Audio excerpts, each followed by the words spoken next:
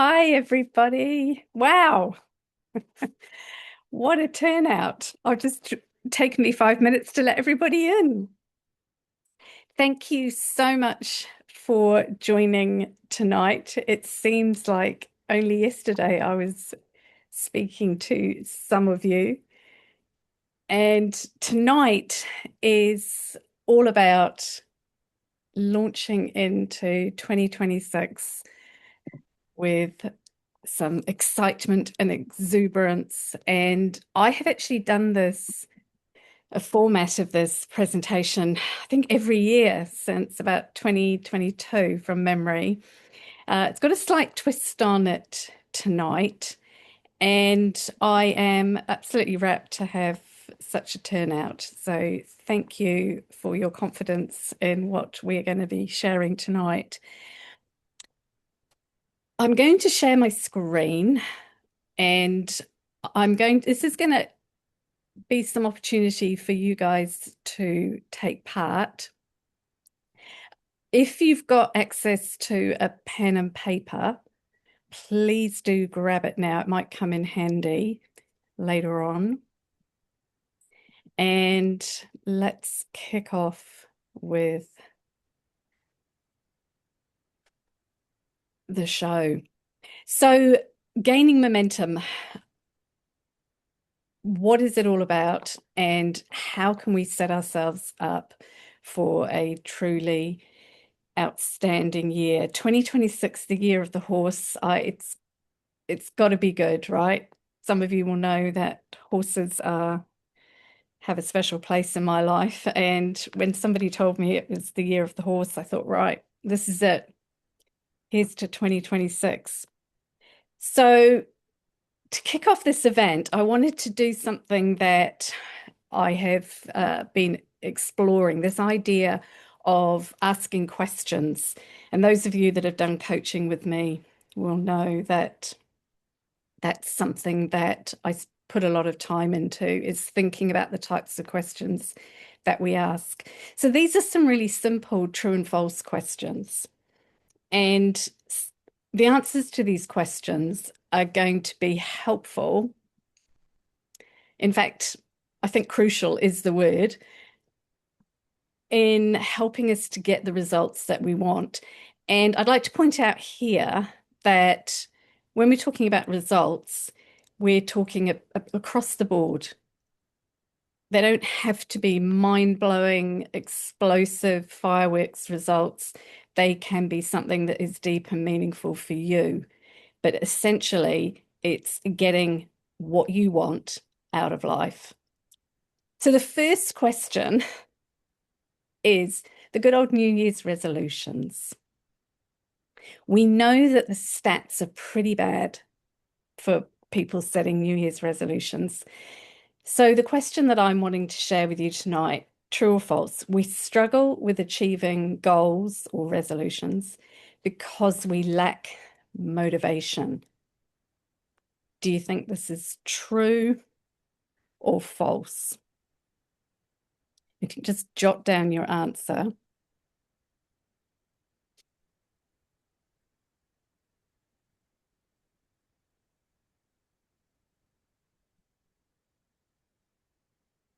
Generally, it is false. Motivation is part of the process of achieving what you want out of life. But I think anyone who's achieved anything really outstanding, and you'll hear it from people on the internet, we know this, motivation comes and goes. Motivation is part of the process, but it's not the be all and end all. And the danger with assuming that motivation is what you lack is that instantly you're on the back foot. And it becomes very easy to say that the reason you're not getting where you want to be is because you lack something. And the behavior analyst in me goes, can we define motivation? What does motivation look like? That's another conversation for another night, but it is worth pondering. Because motivation from a behavior analytic point of view could be defined as a collection of behaviors.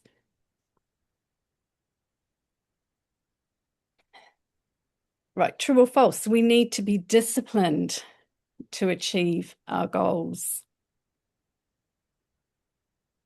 Jot down your thoughts about discipline.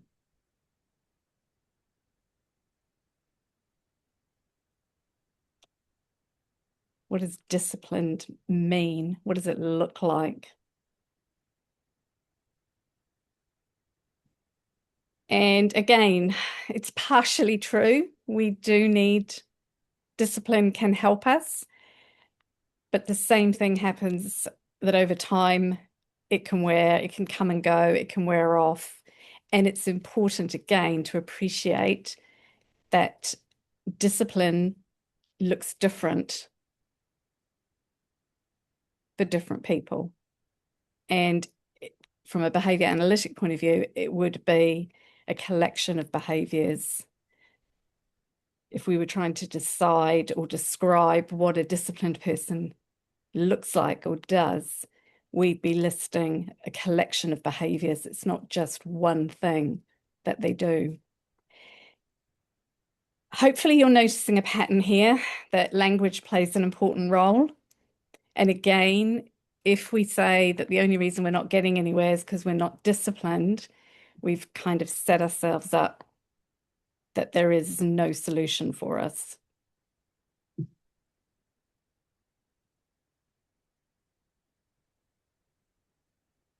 And number 3, I just need more money, a better job, find the right partner, and I'll be happy. True or false?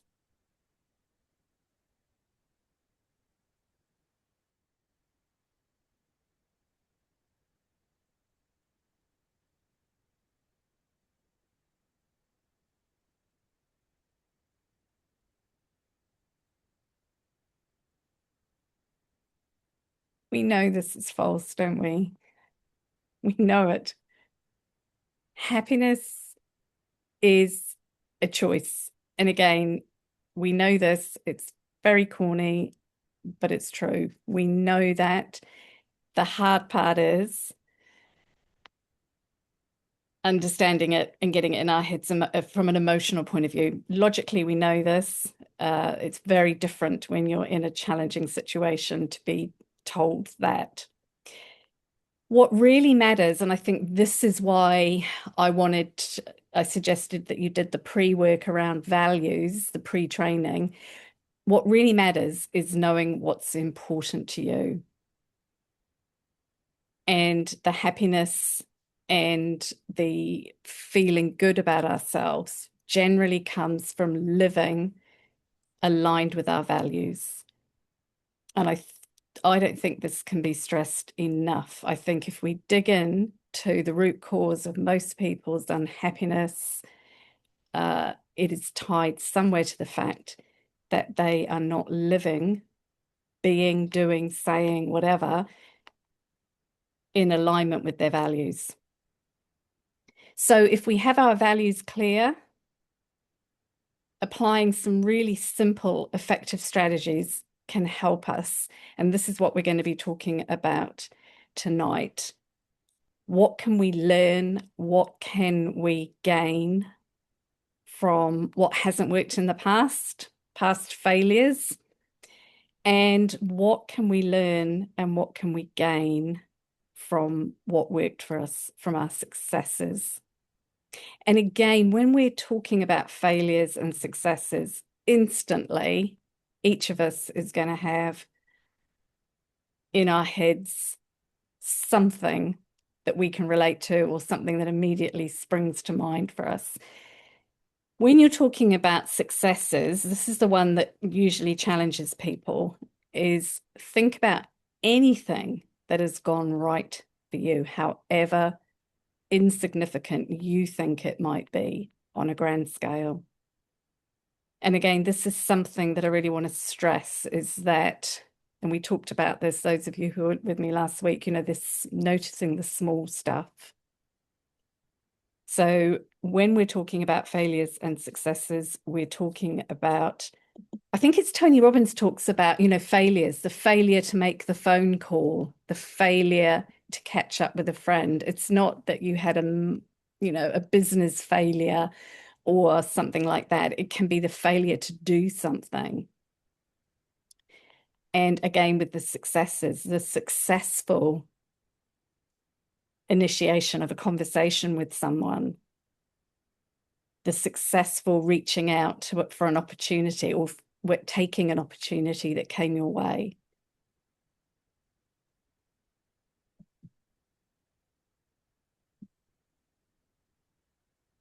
This picture just sums up life sometimes. The issue that we're often dealing with when we come towards a new year, we're winding down at the end of the year. I was talking to a client today who's tearing her hair out. The usual stuff piles up on us. And this is why this sort of gathering and this sort of conversation can be so valuable, because we can sometimes reflect back. We're feeling disappointed about what we haven't achieved. We're thinking, oh my gosh, I've got to get through Christmas, everything that's going on, depending on your family situation. People go into Christmas feeling drained, and the year hasn't even started, and people are saying, I've just got no energy, I'm feeling flat. And then probably the one that can really show up big time for us, especially in the new year, is that idea that we're just going to go into the same old patterns that we've done before. And for so many people, that fear of repeating a cycle stops them from making any changes, and they end up repeating the cycle anyway. And the idea that you can't do something different because that's just who you are, going back to, I lack discipline, I lack motivation, it's something in me that I can't change. And the stats around New Year, I think it's something like by January the 6th, people have just packed up, given up on their New Year's resolutions. So this idea that we are wanting something different, but this fear and these feelings hold us back, and we can feel like we're trying to tow a boulder up a hill, is why we need to get together, why we need to focus on what we want, and why we need to think about what is blocking us from making different choices. And I've put at the bottom, we're all looking for solutions.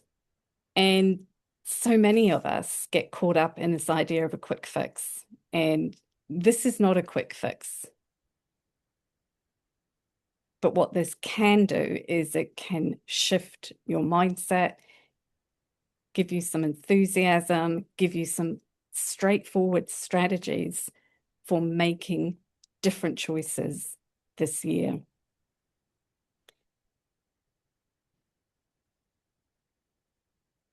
And again, we're coming back to the questions. The solution lies in the questions that we ask ourselves. And the one that leaps out at the top there is, can I get a different result this time around? And then I tacked in, without the 10-step morning routine, without the 5-step diet and the 6-step mantra, can I make different choices? Can I get different results without having to do things that aren't deep and meaningful for me? If you're not a 10-step morning routine person, there is a high likelihood that if I gave you a 10-step morning routine, you are not going to make that work. And this is the issue with a lot of what I think it's Chris Brine, my fitness buddy. He talks about the cookie cutter approach to fitness, to nutrition, and often to coaching. Do this, do this, do this, and all your problems will be solved. That is why I spend a lot of time with my clients getting back to what's important to them and to their values, because once I've got that information and I know what's important to them, we can design stuff that is going to work for them. And there is always going to be a certain amount of, yeah, maybe I do need to explore a 10-step morning routine. But unless you have a connection to it through your values as to why it's important, it's going to be like towing that rock up a hill. It's going to be a struggle. The other thing that I'm really hot on is not losing sight of what is essentially you. We're not talking about changing ourselves. And that's why that last question is really important. It's not about changing who we are. It's potentially about changing what we do. But it's not about changing who we are. And I do love the question when you're faced with maybe making some major shifts, maybe you really do want to leap into the new year with some big changes. Going in with that idea of curiosity lightens the task ahead. Can I get curious about what I'm wanting to achieve? Could I try a 6-step mantra? Could I give it a go? Maybe I do it for a week and try it on for size was an expression I heard somebody use. Try it on like you try on clothes. Let's just see if it fits for me. Because maybe I'm stuck in a pattern of thinking that this isn't for me. So again, it's about that idea of changing and expanding your behavior. And part of that is your thinking processes, but it's not about changing who you are as a person. And I think that's a really important distinction. And I've also shared a lot with you guys about the questions, the quality of the questions that we ask is so important. And this came up last week, we're not asking, why does this always happen to me? We're really digging in to questions that keep us curious, keep us upbeat, keep us focused on actually what we want to achieve, as opposed to running ourselves into the ground.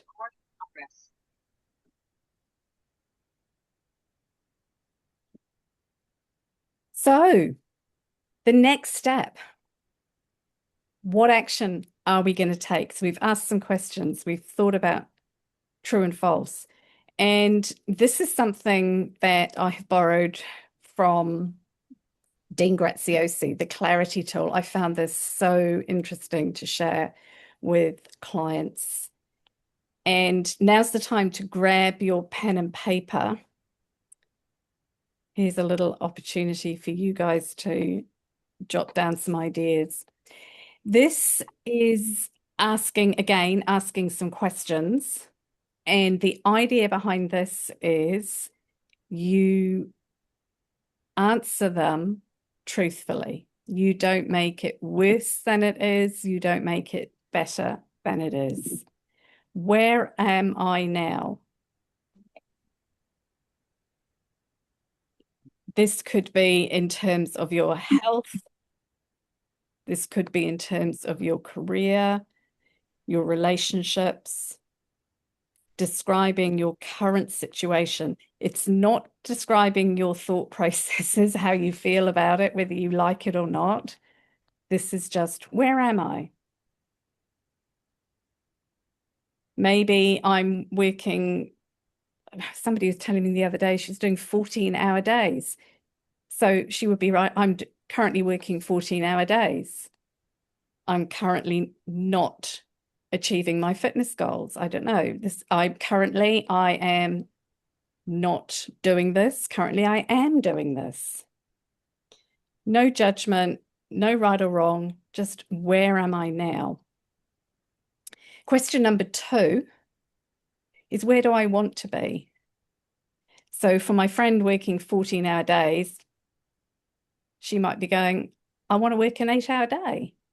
She might say, I want to quit my job. I don't know. But where do I want to be? Maybe she wants to be a solopreneur. I don't know. Describe where you want to be. I want to be able to, I don't know, run a half marathon. I don't know.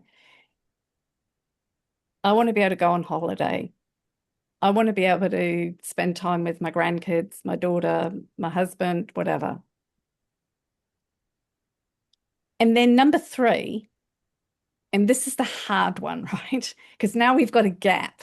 We've got where we are, and some of you might have a narrow gap. Some of you might have a very big gap between where you are and where you want to be. Now we're starting to think about the bit in the middle. What do I need to do, think, or believe in order to get where I want to be? Just jot down immediate thoughts. Don't overthink it. Very quickly. And when you have finished, I'm looking at the few people I can see. I'm going to use that old teacher trick, eyes to the front when you're done, so I know that you have done it.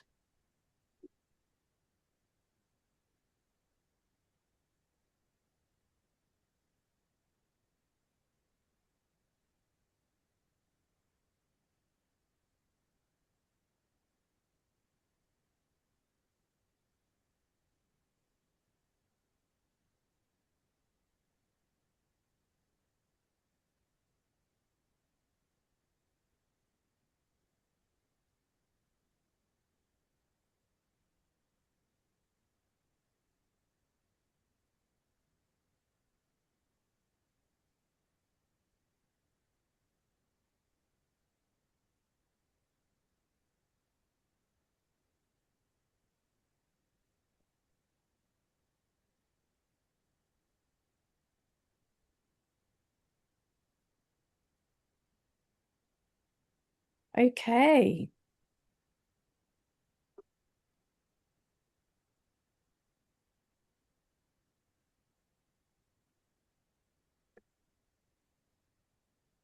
Maybe I should have done the thumbs up. People cued into using the icons on Zoom.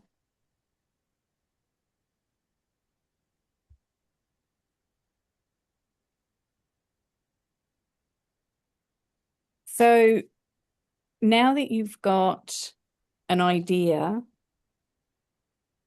just some notes, just some thoughts around where you are, where you want to be, and then ideas and thoughts about what you need to think, do, believe to get where you want to go. We're going to do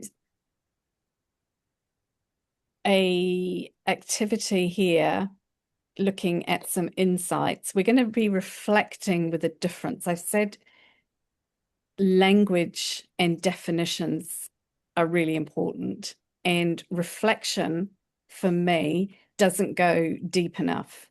So we can reflect on something and come away with just a good reflection.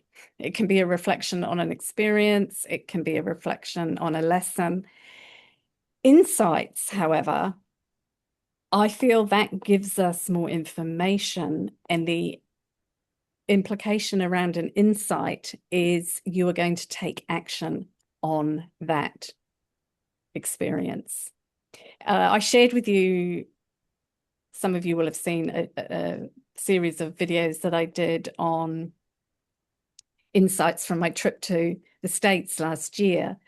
I had multiple opportunities to reflect, and I decided to dig deeper and went down that idea of what did I learn? What was the insight from the experience? And how was that going to inform me moving forward? And that is what I want to encourage us to do in terms of launching into 2026 with some momentum, that we're actually taking some insights from this year and applying them next year. So, insight number one, what really worked for me in 2025? Maybe you're not going to be able to come up with that straight away. Maybe it's going to take some thinking, but if you've got any thoughts that leap out at you, jot them down. What really went well for you? What worked? Was it a specific strategy that you used? Was it something that you notice is just working for you? Some people have been sharing that they've just noticed they've got into better eating patterns. I was talking to a friend recently, and she couldn't actually pinpoint it, but it was just she'd noticed that she was eating healthier. She was not wanting so much sugary stuff, fast food stuff. And so what worked for her was she'd noticed she was in a better place with her nutrition. It could be a specific strategy that you've applied. It could be that you have joined a gym and it's going really well for you. It could be that you've joined some sort of community group. I was talking to another friend who's involved in a community choir and really enjoying that. And drawing attention to what worked for you then gets you to think, is it a strategy or is it just something that has evolved for me? Because if it's something that's evolved, I'm going to encourage you to dig into that and figure out, maybe were there clues, were there things that led up to that? Because then you can repeat it. If you can't identify the process or the strategy or the mechanisms in place, it's going to be harder to repeat it, or it's going to be harder to maintain it. And sometimes we just need to dig a little bit deeper and think about it and go, yeah, that's right. It's because I was talking to so-and-so and they encouraged me to do it. I was having another conversation with a client this morning about the people that you surround yourself with. You become like the top 5 people. And, we know this. And therefore, if we're surrounded by people who are challenging us for the right reasons and talking to us about higher level stuff, we're more likely to find things working out for us.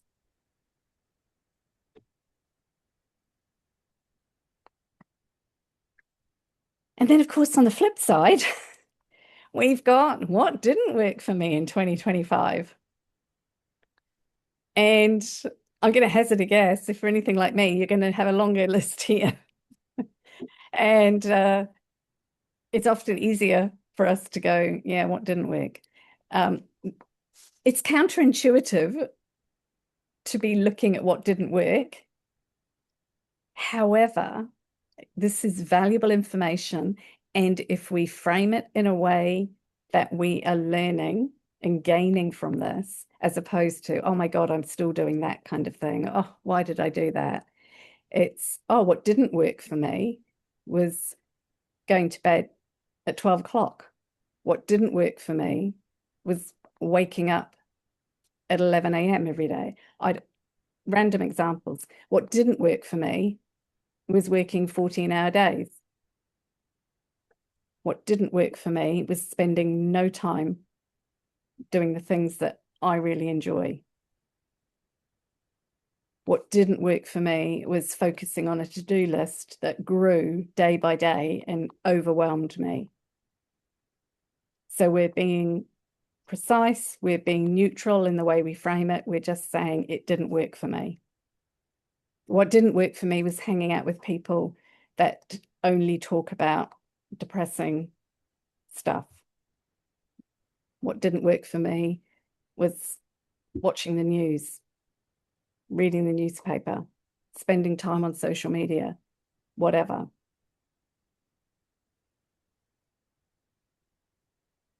Because once you've got that list, you can then start to make connections between what's not working for you and your values. And what you'll often find is there is a very clear link between what did work for you and your values.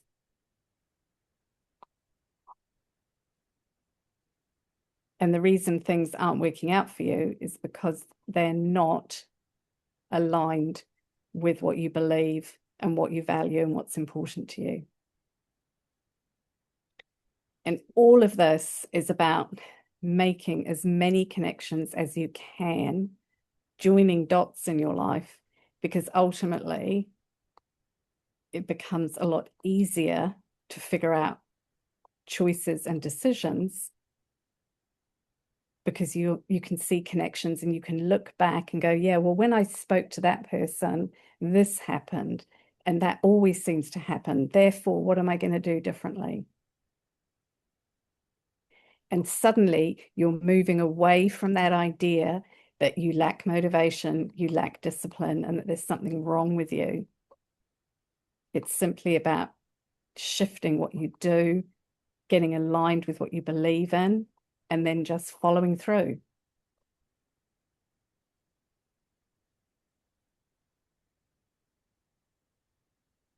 And this is one that I shared about in a post, I think it was yesterday, this letting go. What am I going to let go of in 2026? And this can mean different things for different people. It might mean no longer doing something. It might be linked to your list of what didn't work for me. It might be letting go of friendships. It might be letting go of certain behaviors, certain thought patterns. It might be letting go of certain words that you use to describe you. I've talked a lot about the way we talk about ourselves. Maybe you're going to let go of the tendency to be super critical of yourself. Maybe you're going to let go of certain habits that aren't serving you.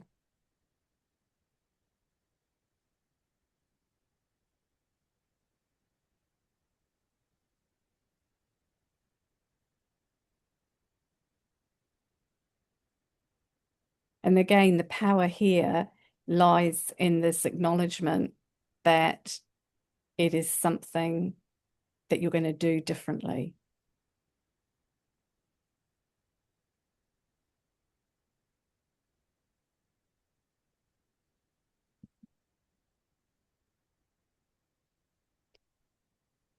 And I think this awareness as well, the awareness of what you can let go of and what you have to manage. So, for example, I've had quite a few clients over the last 4 years who've had pretty challenging family situations, and they can't necessarily let go of that relationship or walk away from it. But maybe they can let go of the need for something.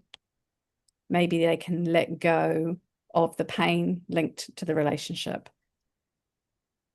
So it's not always black and white. Sometimes there's that need to dig a bit deeper and to expand your understanding of what it means to let go of something.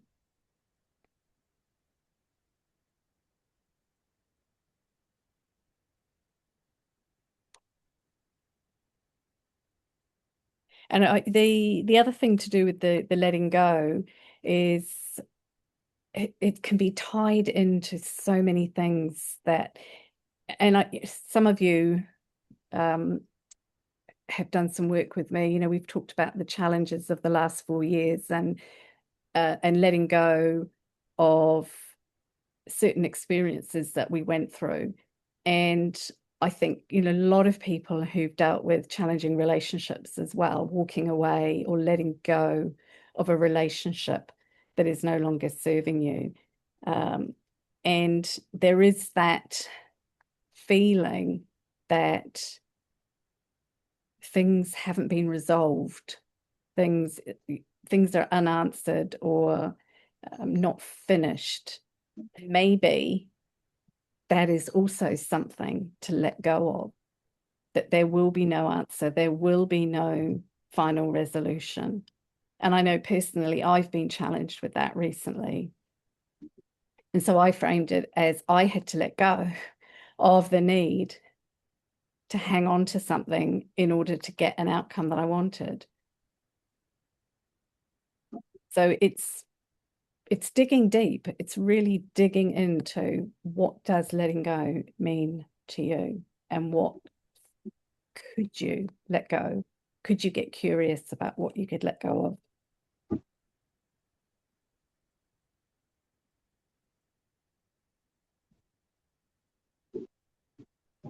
And then the flip side of that one is, what am I going to say yes to in 2026?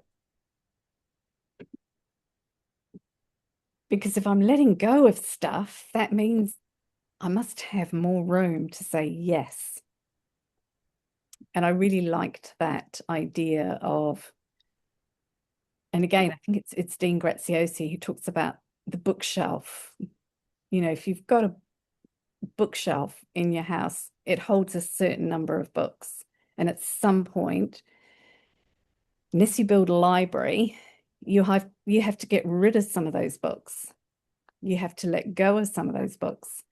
And rather than seeing it as a loss, it's letting go of something in order to be able to bring something else in, having room for something else in your life. So what will you say yes to in 2026? And this could be the one that I love, I think, is opportunity. Saying yes more frequently to opportunities where you might before have said, that's not for me. I can't do that. I've never done that before. Thinking about how can I reframe that and see these as opportunities for me to step up, step into that growth that we talked about in terms of your behavior. So it's not changing who you are, it's changing what you're doing. And some people might argue that actually it becomes changing who you are. But I think if we see it as there's a problem with us, we're told that a lot, right? Especially growing up. There's always something wrong with us, something that we need to fix or get better at. And that's why I like to frame it in a way that you're fine as you are, but there's always room to shift your behavior or to do things differently, because that's the easy part. And another one that I talked to you about is the act as if. And people again go, wow, that feels so false. That's not me. That's not who I am. So we can go back to that. Can we get curious? Could I try it on? Because remember, it's only feels awkward or false because you haven't done it before. And going in with that idea of, what could I try? What could I say yes to? What could I give it a go? and being aware of what has held you back before, what has stopped you taking opportunities before.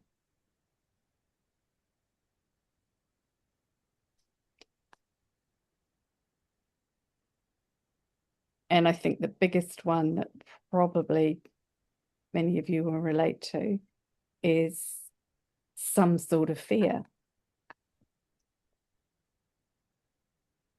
And interestingly enough, I've started to reread, I must finish it. I started to reread the very famous book written many moons ago. I think it was the 70s, to be honest, called Feel the Fear and Do It Anyway. And I only got into the book a few chapters, and the first thing that just leapt out at me was her key message, which is the overarching fear doesn't matter if you're afraid of whatever. The overarching fear is that we will not be able to cope. So you could be afraid of spiders, but the overarching fear is that you won't be able to cope with having a spider near you. And I thought, that is so true, isn't it? That somewhere we think that we haven't got the capacity to cope, and that is the ultimate fear. And once you've addressed that in terms of what will I say yes to, you can start to explore, well, what could I do to prevent that happening? And maybe part of it is acknowledging that there will be a little bit of fear because you've never done something before. So you don't know how you're going to respond.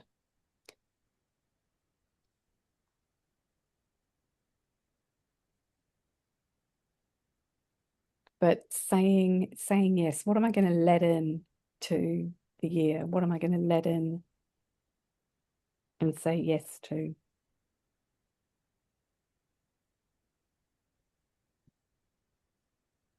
So we've got some pretty good groundwork done.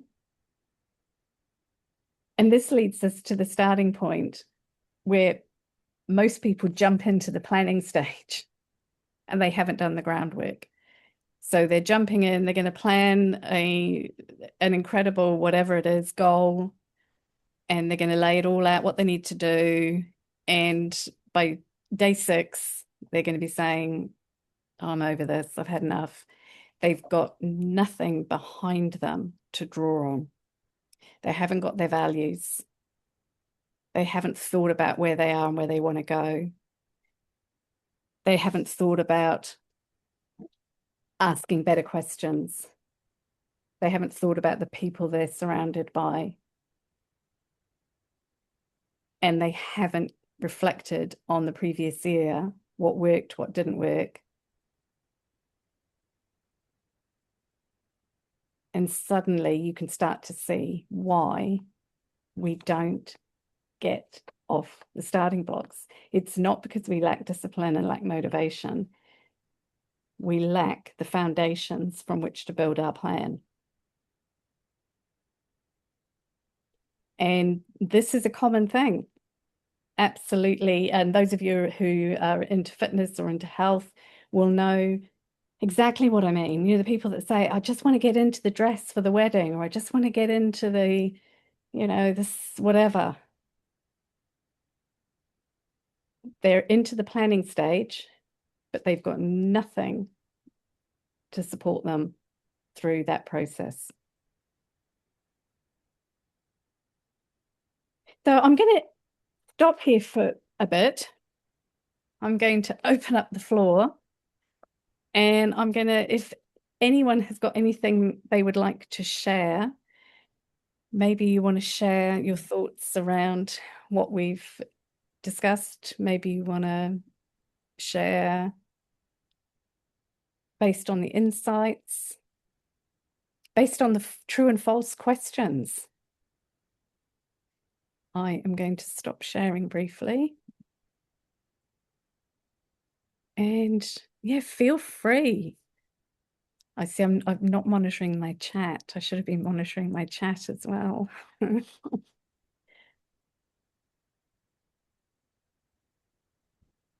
Feel free, guys. What do I?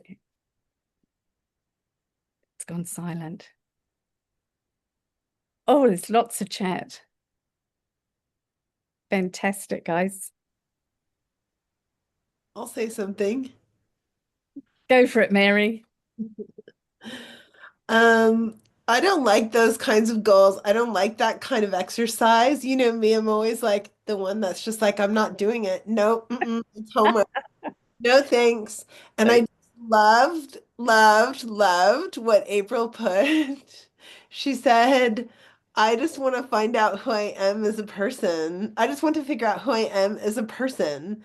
And I'm yeah. like, that's actually the best goal I've ever seen. Mm. Yes. Yes.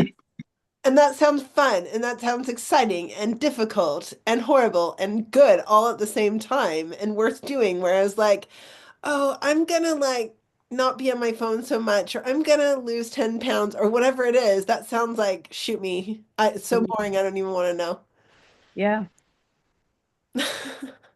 So can you see though, this ties back to that beginning when I said the cookie cutter approach. I'm giving random examples, but this structure could still be applied to finding out who you are, asking better questions. Why do we have to have a structure? Can it be no structure? Oh, Just it blow can. structure It away.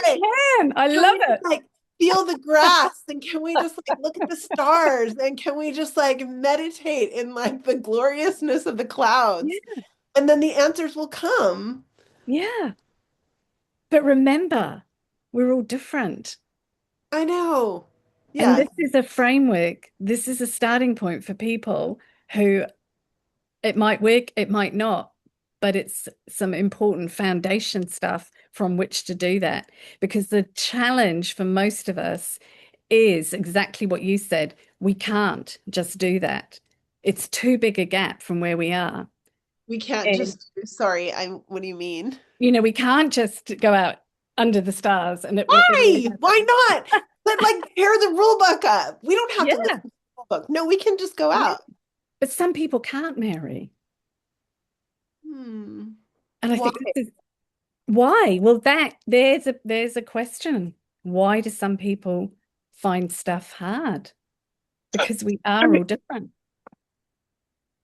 Go I mean, ahead. honestly, like a rule book would be amazing in my life right now. Like having to figure everything out from scratch kind of sucks. A rule book, a guidebook, anything would be great. Yeah. And I guess that's kind of what I'm trying to do here. And remember, this is a collection of people with very different backgrounds, very different experiences. And I'm opening the door or opening the window into a framework that might work for you. And I think this is something that I'm again really hot on. And it goes back to what Chris said. You can't go, this is going to work for everybody. He's always on at this around fitness. People struggling and they try and copy somebody on Instagram. It may work. It may work for 80 people, 8,000 people, but there's going to be those people out there who it won't work for. And the danger there is they then see it as a problem with them. Mm. And it is always, always about you as an individual and what's going to work for you. I'm simply sharing a structure or a framework, however you want to frame it. And again, language is really important because it could be a trigger for some people. This is like, oh, it's back in school, we got to do homework. The question I would then be saying, how is that serving you? Could you frame it in a different way so that it becomes an enjoyable process so that you actually have some fun with it?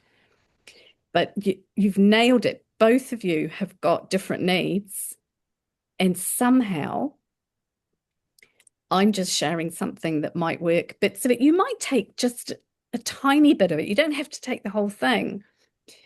And I think what you said, Mary, about, yeah, it's absolutely what is going to work for you.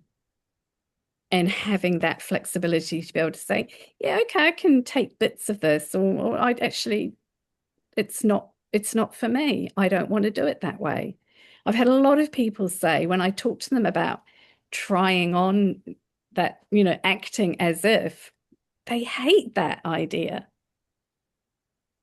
I know it works because it's worked for me and it's worked for quite a few people that I've worked with. I'm sharing it. They don't want to try it. That's up to them. And as a coach, the only thing I would say, because I'm not operating from a therapeutic, I'm not trying to make them feel good. I'm trying to challenge them because they've come to me because they want to do something different. So I might just go, okay, could you be curious about trying it for me? Or what could work for you? If you tried it, what do you think might be the gains? Because often what we're resisting doing is actually the pathway that could lead us forward. And again, this is just me operating or working from a coaching perspective, is I do need to be challenging people, because otherwise I'm just a counselor. Yeah, I'm trying to make people feel good. So thank you for that, challenging me, because I need it as well. It's no fun if everybody just sits there going, yeah, okay, that's right. So thank you. Thank you, Mary. And thank you, April. And I will send you the guidebook, April. I'm not very good at following guidebooks either. I just have to say, from my point of view, that following any sort of routine or guidebook type thing has never really been something that I've been good at. I think it's because, I don't know, I just have either I have a short attention span, or I'm very, very busy, which could be a little bit of that. And I get distracted and I have other people demanding, my time and energy. And then also, I'm just not a very organized person, I think. So for me, I had to come to that whole feeling, like getting to the point where I don't care, where it doesn't bother me, where things don't bother me too much anymore, because what I realized is that everybody does do this differently in this experience of having a soul journey in a meat suit. And I feel like now that I know that's what I'm having and what I'm here for, it's just I'm a part of the universe, and I don't have to really worry about it too much, as long as I try to live at that, try to feel like happiness and joy and authenticity and gratitude. Like if I can find that in the day, I'm going to have a better experience in my meat suit than if I'm worried about my weight, if I'm worried about what I'm eating, if I'm worried about the fact that I'm feeling a little unfit. I mean, yes, because I do. I feel all those things right now. Having had a crook knee for 6 months, I have let my fitness slip. I still have to, do work, but it's kind of like I'm on the minimal, what do they call it? Light duties. I'm trying to be on light duties, until I feel like it's completely healed. And I'm like, well, that's okay. And that's okay. I've had to do that. I just have had to do that. That's preservation of my meat suit. But at the same time, trying to find and get to that point every day, or get something out of my day that isn't just exasperation or frustration because the fucking roof leaked this week. and and the birds are in the shed and they're shitting all over my tools, and it's just a mess over there. And like I need some help, but I'm not getting it from my husband because he's just too busy with his stuff and farm. Mm.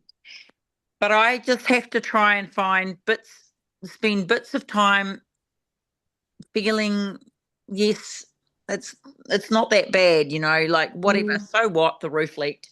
Fuck, I'm not living in a grass hut somewhere, like I have a roof. It just has a hole.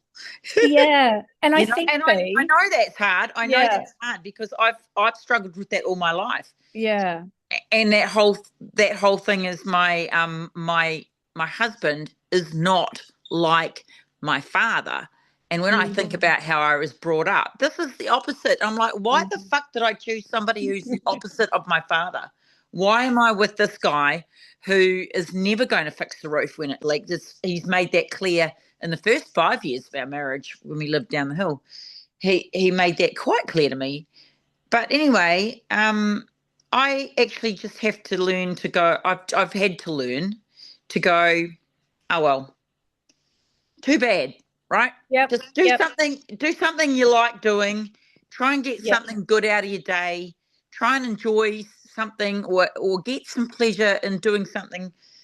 Not if it's not for me, then for somebody else. And sometimes it's a really simple thing, like like recently we took his mother up to visit my son with the new baby, and we took my mother at the same time, and they had the best time. All we did was pick them up and drive them somewhere and spend a few hours there and then drive home again, and they raved and raved and raved about it. And it was like, I said to my husband, this is probably the easiest thing you could do to make somebody else very, very happy. It's like And I so think, easy. yeah, Didn't yeah. really have to Hang do on a anything. minute. I'm going to jump in here, Fee, because Yeah, go. I want to bring you back to, you said about finding joy, and that takes us back to what worked for us. That also takes us back to noticing the small stuff.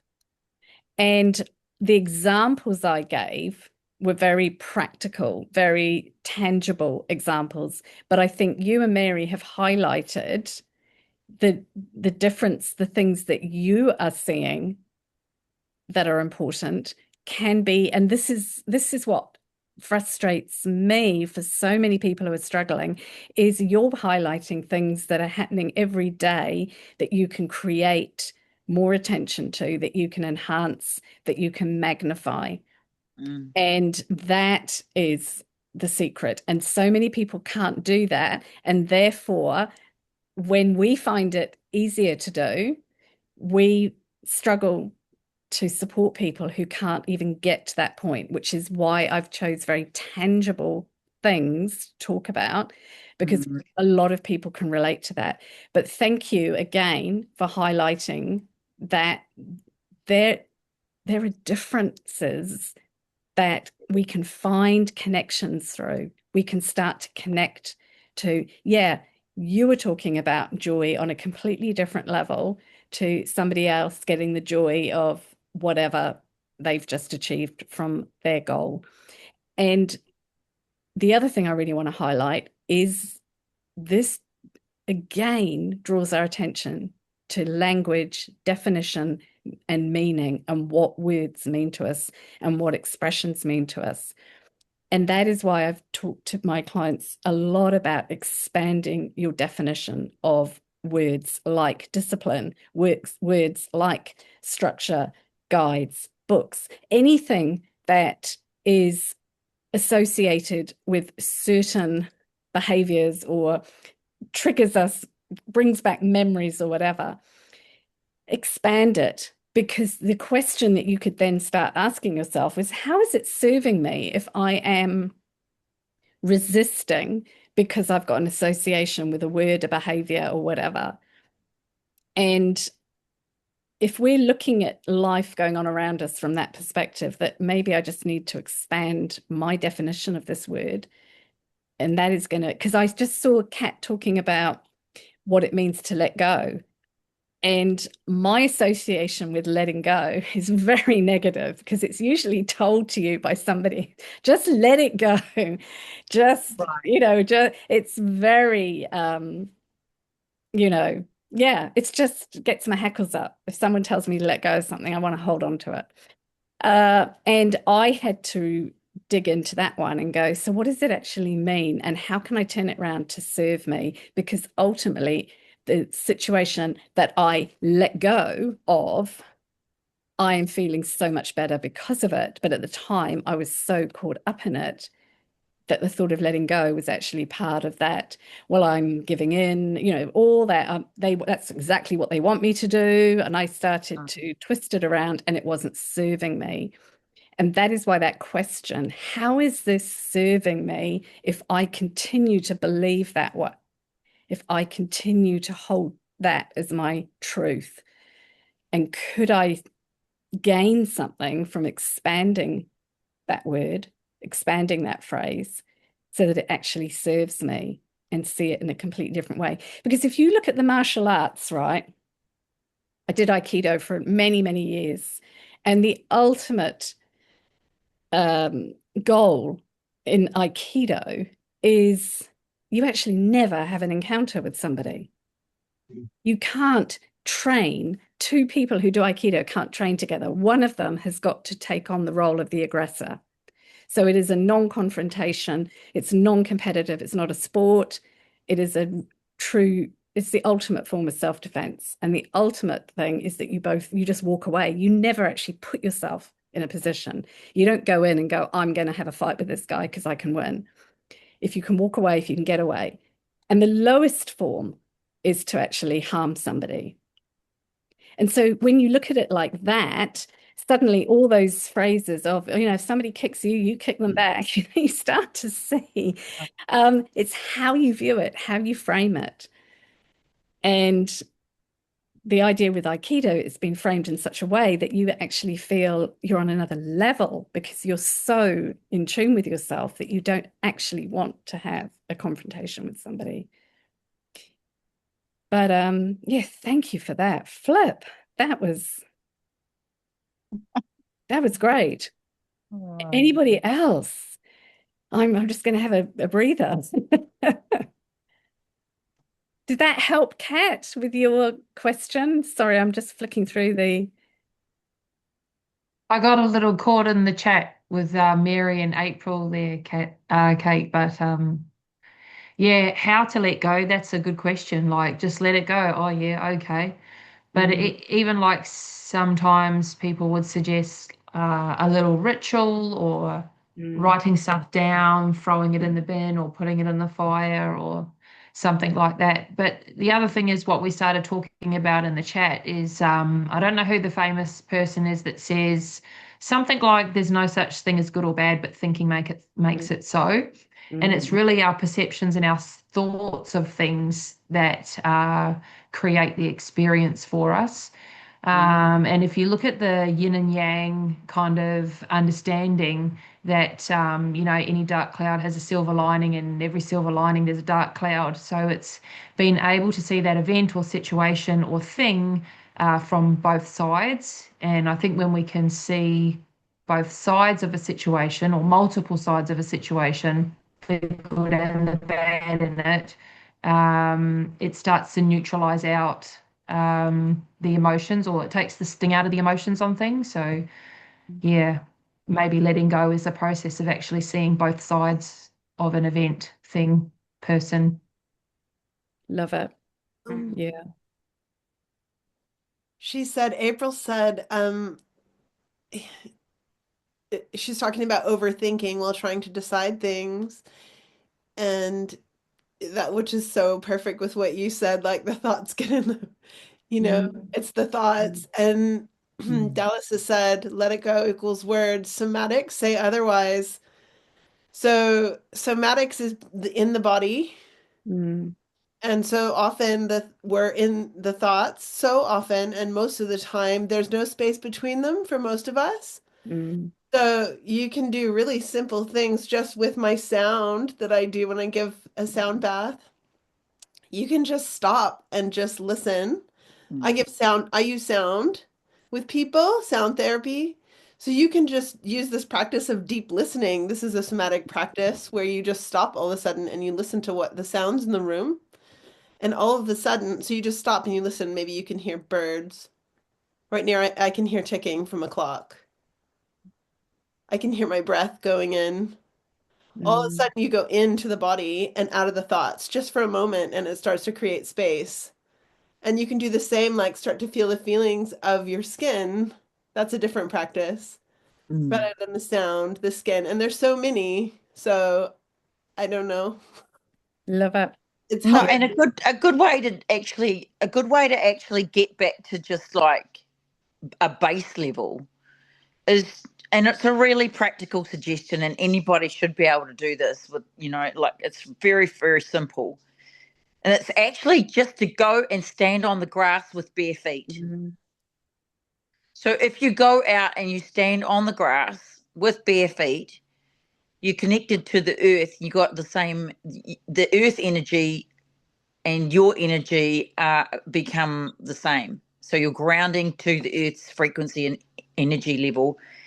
And that just like brings you down to, like, I think if you just go and stand, if it's noisy, just try and block out any traffic noise, or think about I had this epiphany one day, and I actually realized that with very, very, very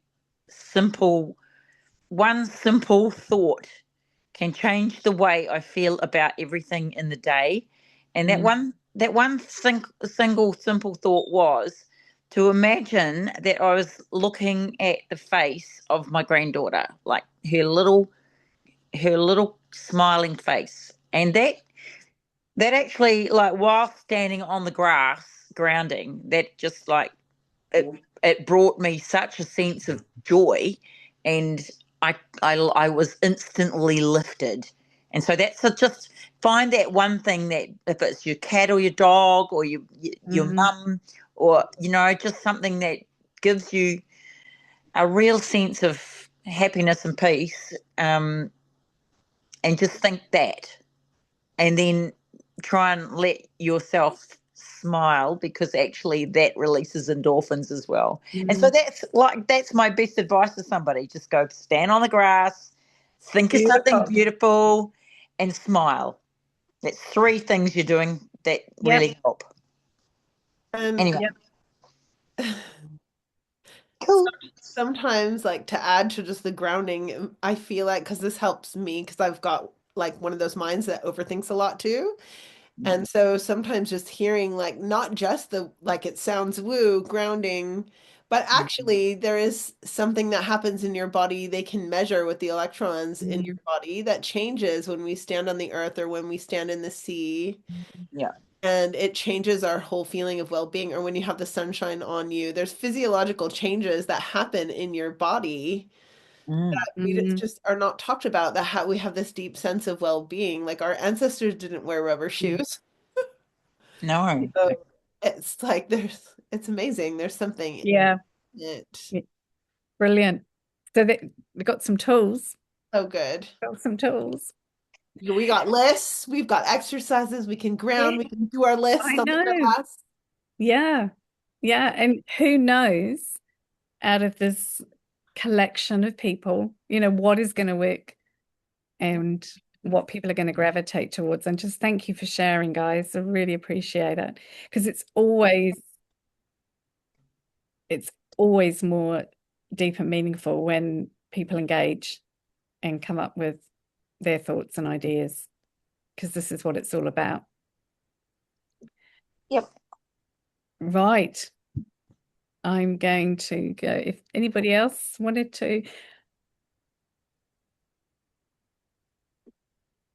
Well, I'm just looking here. Oh, yes. Yes, you can't work towards something you can't define. Love it, Kat. Yeah. And I think this is where my crossover from being, the arty English person who used to write flowery language to the behavior analyst, which is cut to the chase. The huge advantage of cutting to the chase is, it just helps get us clear. If we can't define it, if we can't understand what we're talking about, we're not going to get there. And so much of the language that we use nowadays is shared language, but there's no shared meaning. And that annoys me, because that's why we have these ridiculous conversations on Facebook where people are arguing about things, because they're all coming at it from with a different understanding of the same thing. And you've only got to be involved with horses to flip an heck. That's another discussion for another day. So yeah, being clear about what you mean when you say whatever you're saying, and being clear that you understand it. Right, where was I? So we're going to be saying, well, we're not having a plan, but we are kind of having a plan. We're having a loose plan, and we're going to reframe it, and we're going to have that idea that we know it's not about us lacking motivation and lacking discipline as to why we're not getting whatever results we want to get. And if it means, why are we not standing on the grass in bare feet more often? It's not because we don't lack motivation or lack discipline. It's because we're just not doing it. It's not important enough for us. So if we go back to our values, and maybe health and well-being is a value for us, then we tap into that, and suddenly we find ourselves making it happen. Yeah, I mean, look, it might just be also that you just forget that makes you feel better, and you just forget that smiling at somebody and doing something nice for somebody, just saying hello to an old person on the street somewhere can make their day. Exactly. And we just forget to do those things because we are also busy and wound up with whatever else is going on. But I mean, it might be just some little simple trigger, like write a post-it note and stick it on the corner of your screen, your computer screen, if you're working with a computer, or on your kitchen, above your kitchen sink on the window, or just make a screensaver on your phone, which is a picture of your feet on the grass. I mean, go take a picture of your feet on the grass, and then when you look at your phone in the morning, that's what you're going to see, and you go, oh shit, yeah, let's go, grass feet now. See, you're nailing it. This is the stuff we used to do in schools, right? To try and take photos, take videos, prompts. Yeah. It's the trigger. Can you start to see how you can generalize it to whatever your understanding of a goal or a dream or a desire, whatever it is. And that's what I think it's really important that we just shared what we shared, because now we have an understanding that there's a diverse range here of what people understand as a goal or a dream or what's important. So, what are we going to do? And this is going to probably raise some interesting points, because measuring stuff, people hate measuring stuff. However, if you don't take notice, you're never going to see the shift. And if you are struggling, remember, if you're doing fine, then that's fine. I remember having a conversation with my brother about this, and he said, well, what if people are okay? Great.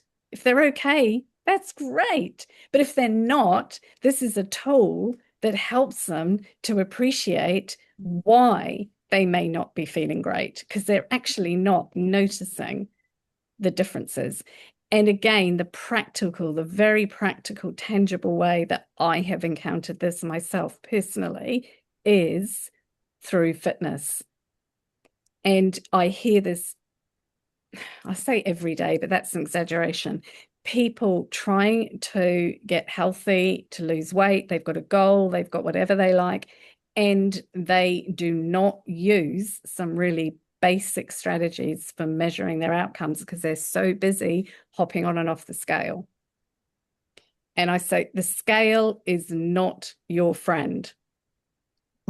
The scale gives you one version of the truth, and it's not the whole truth.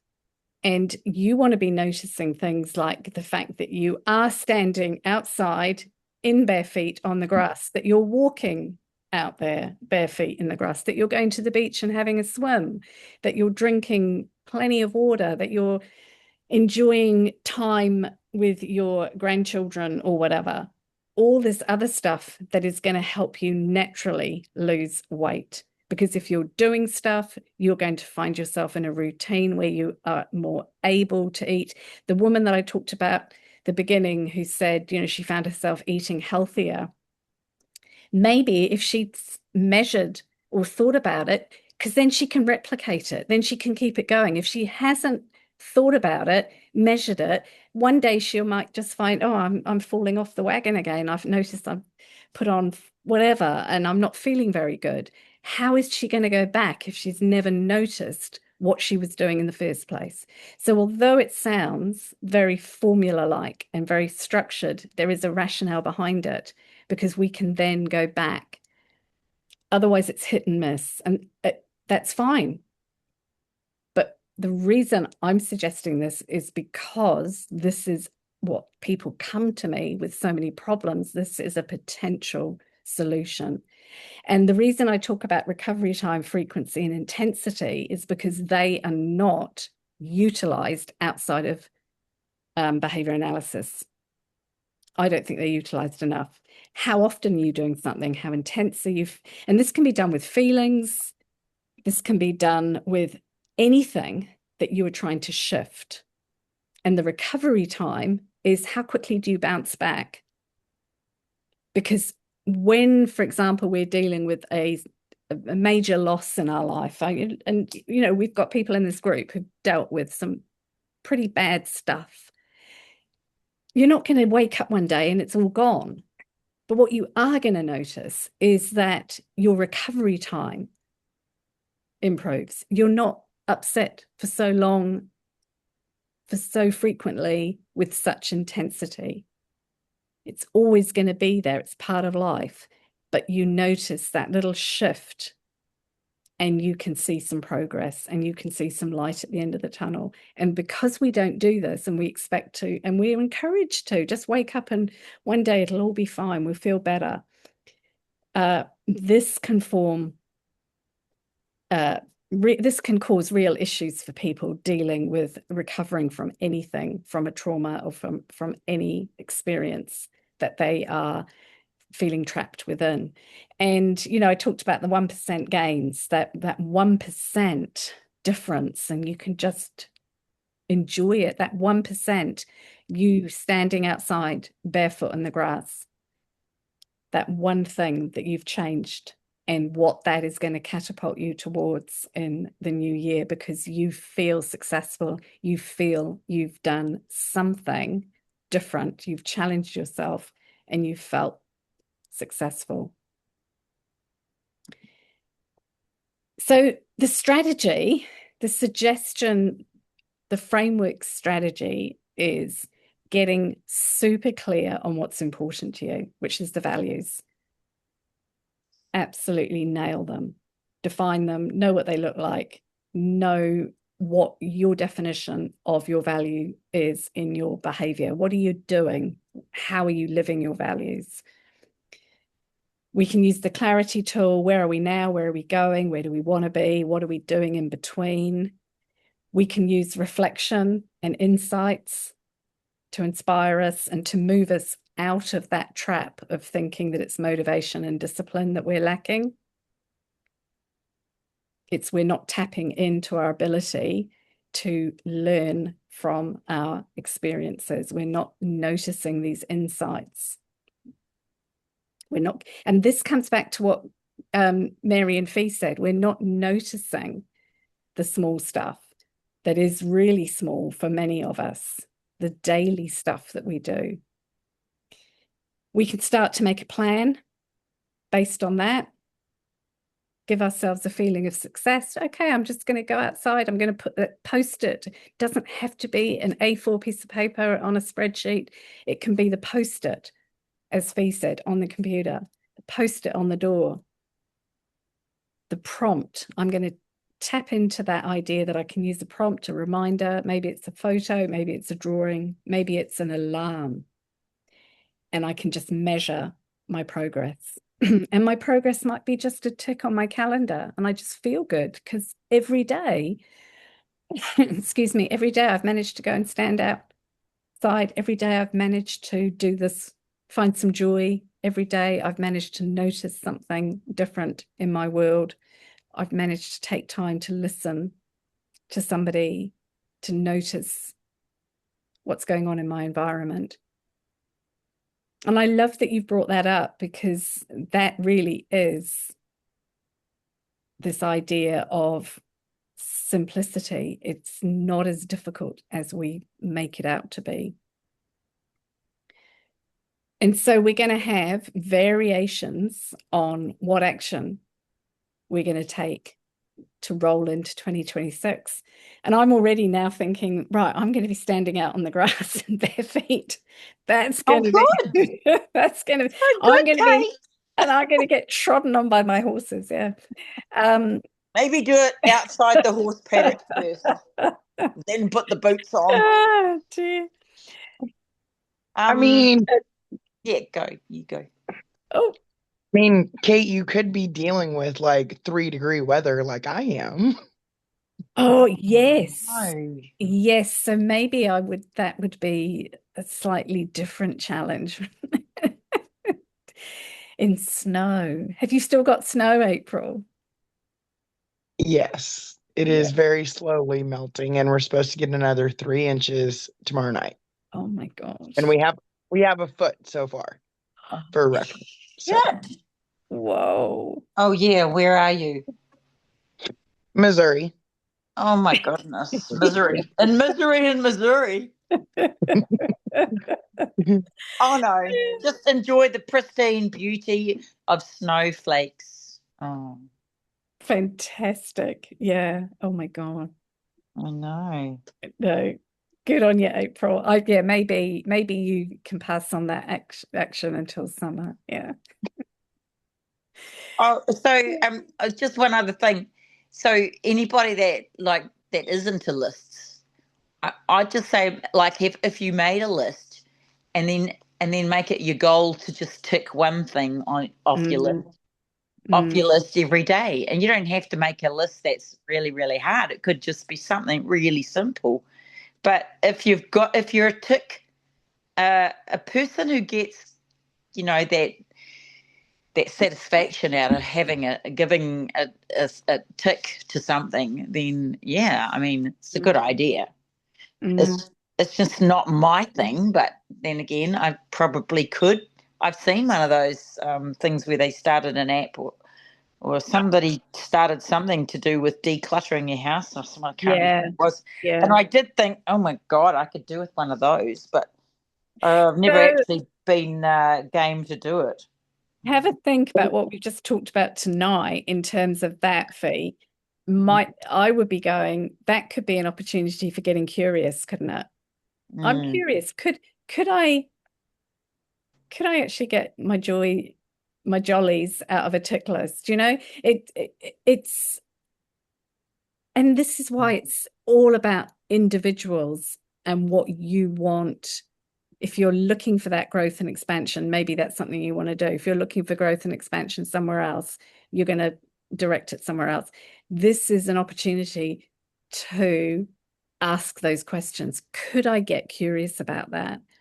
And is my resistance to it, or my statement about I'm not into it, is that a habit that I've just developed over the years? And as my training and my background and my awareness of how behavior can transform, can be transformed through shifting what we talked about, motivation, but more importantly, the outcome and the reinforcement and the results for people. It's incredible what people can learn to do purely by challenging themselves what is in it for me and what has happened to me in the past that has led me to believe that I'm not a tickless person or I'm not a this person. But again, it's just an opportunity to explore. It may not be something that you want to put your energy into. And I think that is the beauty of that. To me, is the ultimate open mind, right? And I had a conversation with somebody about that, open minds. And usually the people that say they've got an open mind are the ones that are so closed down. It's not funny. But yeah, and again, maybe that's a question. Am I open-minded? Or where do I think I'm open-minded? And where perhaps am I, it's interesting because it's like people, you talk to people and everyone's thinks they're a good driver, right? We all think we're really good drivers. I always love that because you'll have a conversation with somebody who go, God, people are such bad drivers. Yeah. And the assumption that we're all good drivers. So where are these bad drivers? But anyway, I digress. So they've come in from India and started driving trucks. We'll move on, Fee. We'll move on. We'll go off the drivers. Go on. So, taking action. I shared this offer last week with my clients, people who have already been doing some work with me, but I wanted to challenge myself to do something a little bit different. I've never done this before, and I'm quite excited about this. So hopefully you will be too. How are we going to keep going from tonight? We've had some great discussion. We've had some great ideas generated. I've been challenged, and I'm sure some of you have been challenged as well. And my offer that I am sharing tonight is to do 5 days, starting on December the 8th, so starting on Monday, although I have said that I will do an intro on Sunday because I think more people will be around. So I will do a live on Sunday evening, but the actual actions will take place for 5 days, starting December the 8th. So we're going to look at what we've talked about tonight, and we are going to create some discuss, deal with, have some shortcuts, have some fun, motivation, discipline, getting clear on what we want, making a plan, however that looks like for you. It's going to be an opportunity to have some support and accountability to keep us going. It's going to be action-based. I'm going to provide resources in the form of a training each day, but I'm also going to be doing those a live on Sunday, a live midweek, and a live on the Friday, so that we can check in and we can see how we are doing. We can connect. The idea is it's all about going back to where we need to be, which is connected with each other.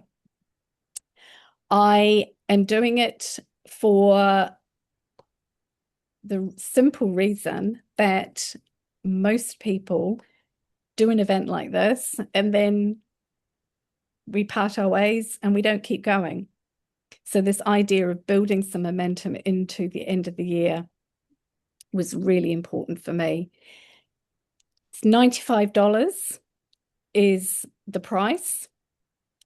And on top of that, I'm going to be giving everybody who signs up before midnight on Friday a free planning session. You can call it what you like. I've not offered planning sessions before. So this is a unique opportunity to do a session where you come away with some idea of what you're going to be working on or what you would like to do across this reconnect and reboot. So the idea is that you would do this planning session at the end of it. So you've done the week, right? What are you going to do with this? Where are you going to go with it? I'm also going to do a free follow-up call, and that can be used over the next 6 months. So you can use it as a check-in, follow-up. Where are you going? How have you been? The offer is only open until midnight on Friday, because obviously I need to organize who's attending, who's joining, because it will start on Monday. The live, I will do a warm-up live on Sunday evening. So I am going to post in the chat, and this could be really interesting actually, because now I'm going to stop sharing. I'm going to post in the chat the link so you can go straight to it and sign up. And I've been playing around with how I can do this, and I have just successfully managed to clear my screen. So I'm going to open up the floor. If there's any questions, anything anybody wants to share, fire away while I am trying to find my link that I have successfully deleted. So April. what time is it there, right? Like what day and what time is it there right now? Because like it is 2 a.m. on Thursday morning here. Oh my gosh. So like I just need to know like the timeline I'm working with. It's So 9 p.m. on Thursday night. Okay. yes. That's a lot. So what's going to work for you? Is that going to work for you? But I will be recording things. I will be recording it, April. So, but the lives would be in the evening here. So it's the evening here. So what is your time there? I'm trying to do two things at once and I'm not doing a very good job of it. I mean, the time here right now is 2:03 a.m. I don't know. I will sort that out with you. Okay. I'll Because get back to you. Yeah. like time math is not my friend here lately. I thought you were actually very good at time math. It's a struggle. Well, it's a struggle for me at the moment because I'm searching. I was so clever. I'm searching for my link and I have managed to, and so now I'm trying to talk and find my link at the same time.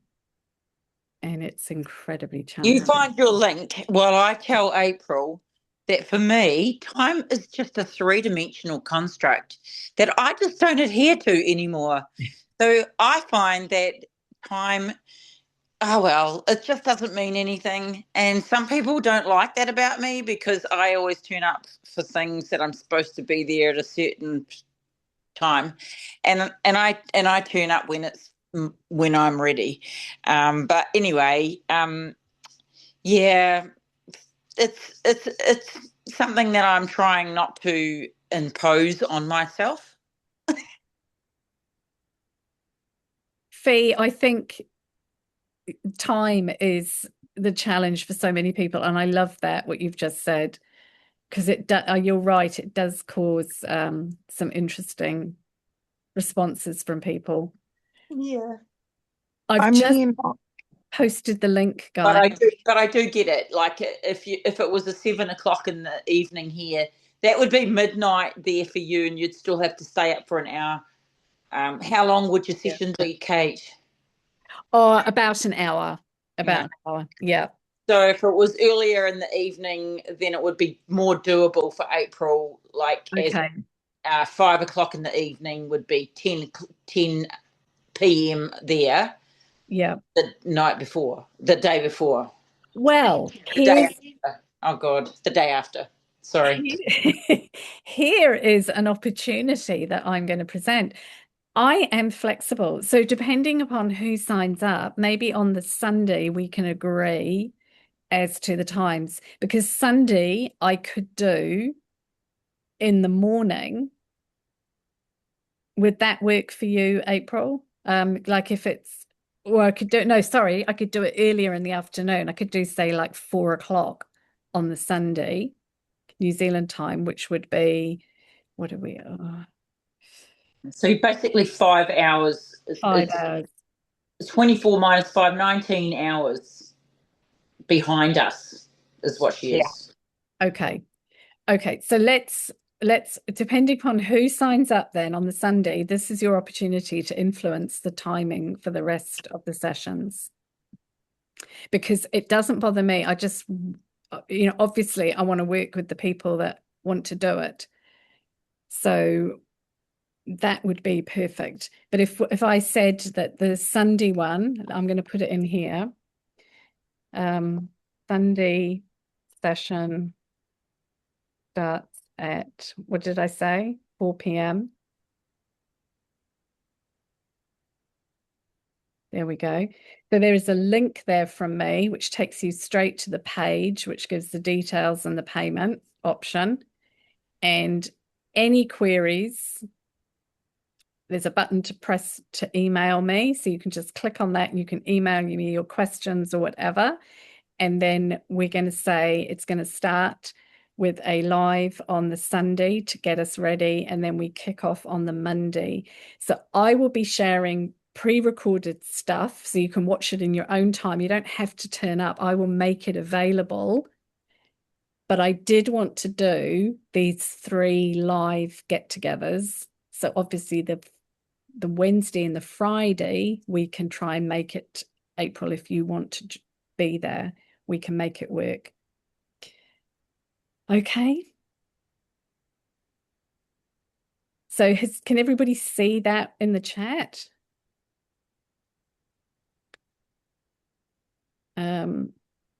This is the best chat ever. I've never had people chatting like this before. So thank you for your engagement. It's highly reinforcing for me. Right, guys, I am super aware that I said this was going to be an hour and it's now 9:10 and April's well past her bedtime. Bless her. It's okay, Kate. I mean, my life runs on the dog's time anyway. So I'm sure the dog's asleep. yes, she is. A massive thank you to you all for your engagement tonight. Really appreciate the challenge, the conversation, the attendance, and I'm just looking at anybody say anything in the chat. No, not anybody got any last thoughts, questions, anything else. Now's your opportunity, or you can quietly slip away. I will just stay here for a few more minutes, but feel free to depart. I have to go and depart and go and feed my goat, but off I go. Thanks, Fee. As if I needed another 2 things to worry about. Say hi to Andy and Duncan for us. Oh no, Andy and Duncan have been kicked out to the back paddock. I've got 2 replacements. They're tiny girl ones. The little ones that you were feeding. Yeah, the little wee tiny ones. Yeah, they're a bit shy, but anyway, it's much better than Andy and Duncan, who just mow you down. Oh my God. And the monster. Guys, just interrupting, just in case anyone has any questions. We're talking about sheep now. Off topic.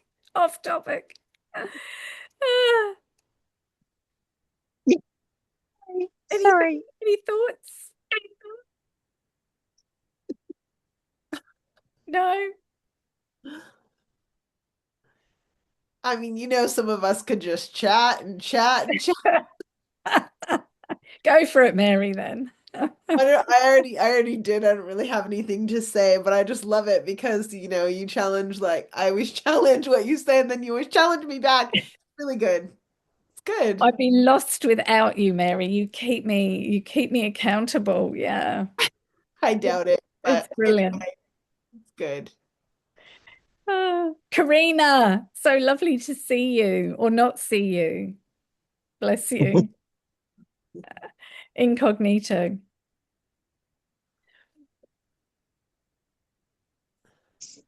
Oh, So, did Chris just leave? I was going to say something to him, but he left, but okay. gone. Oh. You missed your opportunity. Because it's just so rare. There's like men in chats, and Yeah. my husband Matthew, he's likes to do this kind of stuff too, but he's putting a child to bed. But he's,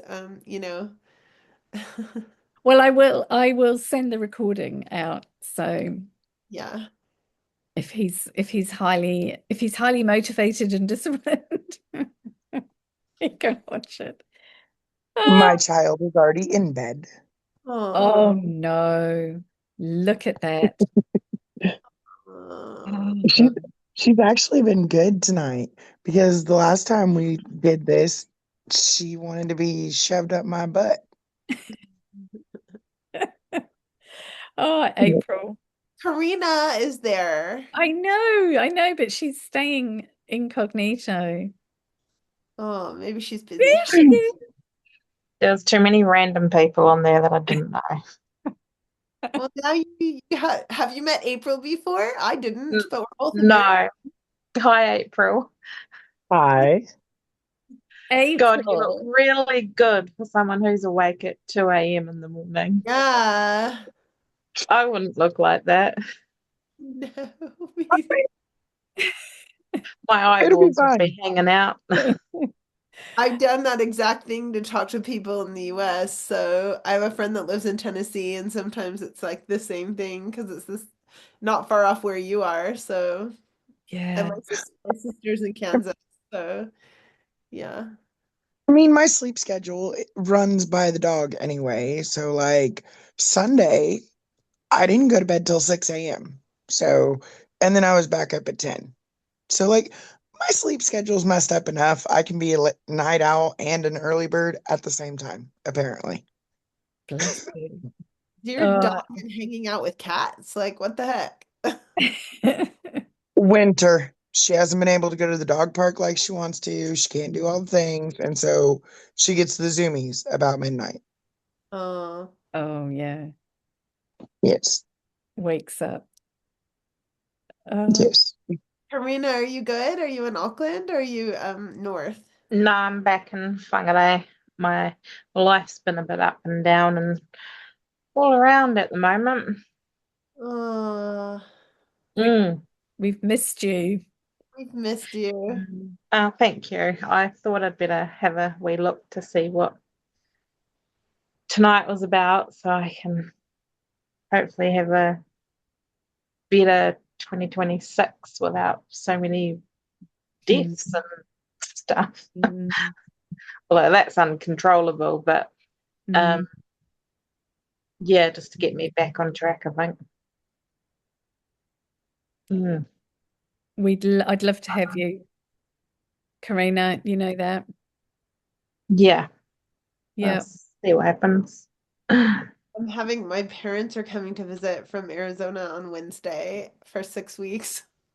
So Fun. That's right. Yes.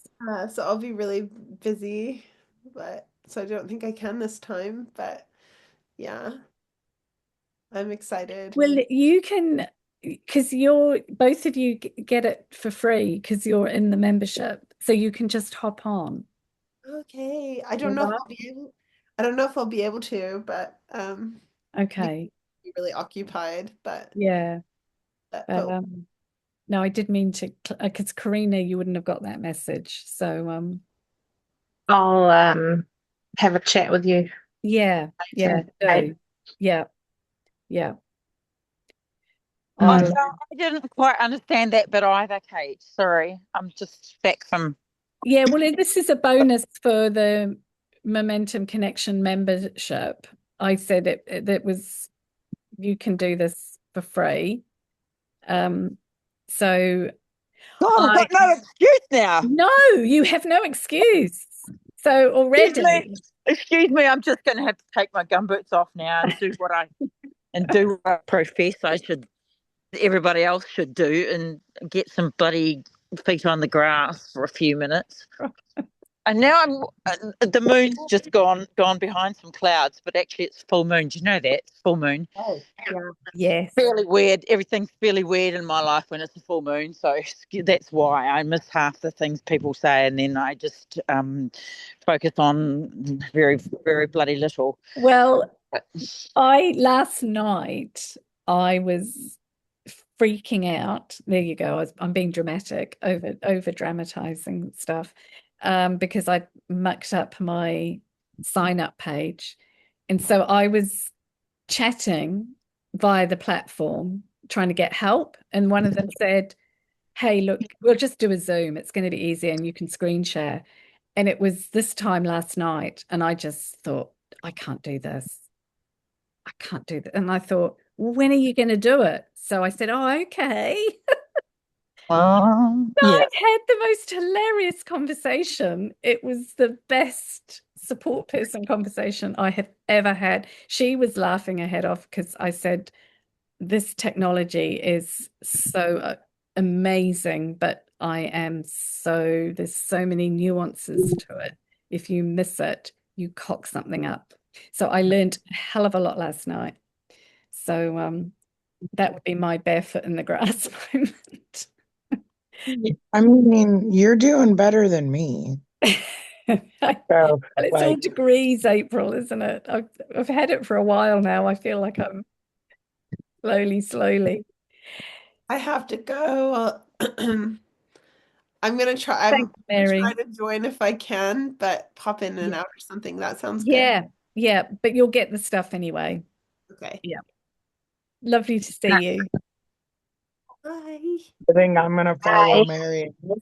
Yes, we'll let you go. Yeah. Well, Thanks, thank April. you. Yeah. Bye, And Joy's note taker. I'm gonna See you on Sunday. Who is that to? Yeah, all of you. Oh, okay. question mark. Question I'm mark. gonna try.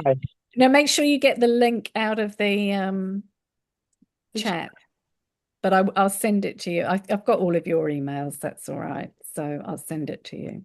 I think we're getting your emails again now. Yeah, that was also fixed last night. That was my end. Yeah. So Right. It's the spam thing. yeah. They said there was something crucial missing that meant my stuff was more likely to go to spam. Really? Mm. Oh, God. So that was a win-win. But thanks heaps, guys. Really appreciate your enthusiasm, your discussion, your challenging conversations. And April, my hat goes off to you for logging in. My international supporter. Yes. I did it. I did this last week too. Yes. Like I managed to do it last. I just realized. Yeah. Oh my God, woman. I'm just glad they weren't like back to back. Like, well, they are kind of. there was a week between it. I feel very important. I'm going to say goodbye to you all and let you all go. Karina, message me when is a good time to catch up. All right. Good night. Good night. See you guys. Good night. Bye.